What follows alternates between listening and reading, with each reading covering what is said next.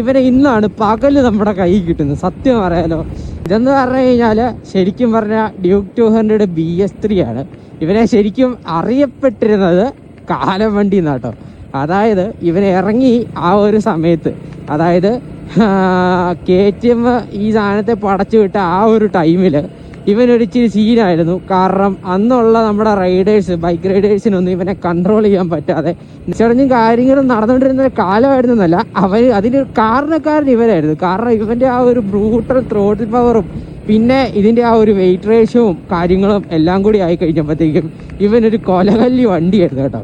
പിന്നെ ഒരു 18 വയസ്സ് തികഞ്ഞ ഒരു ചെറുക്കനൊരു പുതിയ വണ്ടി എടുക്കാൻ നിൽക്കുമ്പം ഇവനെ എടുക്കുക എന്നുള്ളതായിരുന്നു നമ്മുടെ പിള്ളേരുടെ ഒരു ആഗ്രഹം. പക്ഷേ വീട്ടുകാരെന്തിതാ സമ്മതിക്കാതെ നിന്നിരുന്ന ഒരേ ഒരു സാധനം KTM ആണോ, വേണ്ട എന്ന് പറഞ്ഞുകൊണ്ടിരുന്നൊരു മുതലാണ് കേട്ടോ ഇത്.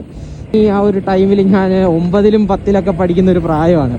അന്നൊക്കെ കുറേ ആഗ്രഹിച്ചിട്ടുണ്ട് കേട്ടോ, ഇത് എടുക്കുമ്പോൾ ഇതുപോലൊരു വണ്ടി എടുക്കണം എന്നൊക്കെ.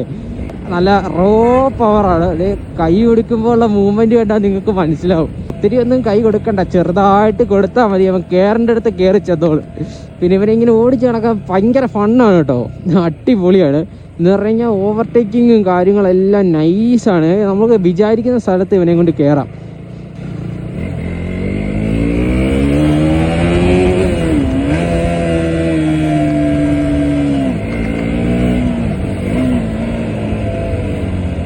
ഡ്യൂക്ക് എന്ന് പറഞ്ഞാൽ പേടിക്കുന്നതിന് അർത്ഥമുണ്ട് കേട്ടോ.